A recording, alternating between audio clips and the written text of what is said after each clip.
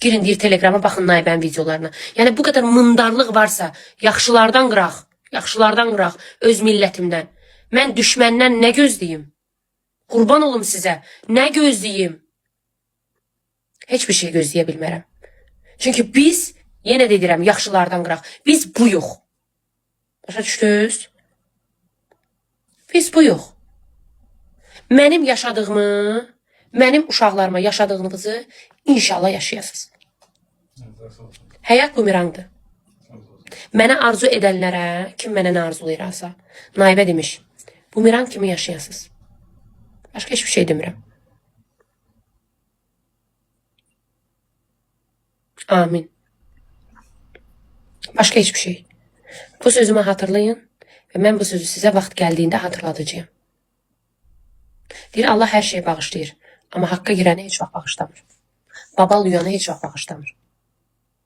Və mən bunu sizə subut edəcəyim. Vaxtı zamanı gəldiyində. Allah o insanların ürəyinə mərhəmət versin ki, mənim 15-16 yaşında qızımın haqqına girənləri, onun üstünə video paylaşıb, komment yazanları, o qədər bitmişsiniz siz, bəziləriniz. O qədər vicdanınız cibinizdədir. Ona görə mən qınamıram. Qurban olduğumu görür, yaşayıb görəsiz inşallah. Özümü qoyuram ha qırağa. Söhbət uşaqdan gedir. Yəni dünən sıra günü idi, kayıt paylaşıblar Naibədən, o göy bandanadan. Götürüb üstünə söz yazıblar, arxa fonunda da pis-pis seslər qoyublar. Nə qədər bitmişsiniz siz bəziləriniz. Ayıbdır. Bəlkə səhvəm. Deyir ki, anası zibildir. Qoyaq məni qırağa. Uşağın bu qədər eləməyi nə qədər bitmişsiniz siz. Mən sizə əhəmiyyət göstərəcəyəm. Hansı o videoları sildirəcəm. Yox.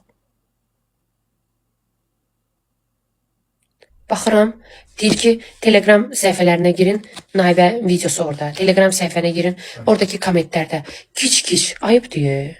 Nə bilim az, nə deyim. Heç nə sözün bitdiyi yerdir. Amma onu bilirəm ki, bu hadisələr bitdikdən sonra mən sosial şəbəkədən gedəcəyim. Son sözümü deyib gedəcəyim. Və mən gördüm ki, nə qədər mən sevgi göstərsəm də özümkilərə, yaxşılardan qıraq. Bizim özümüzünkinə düşmənə ehtiyac yoxdur. Başqa heç bir şey demirəm.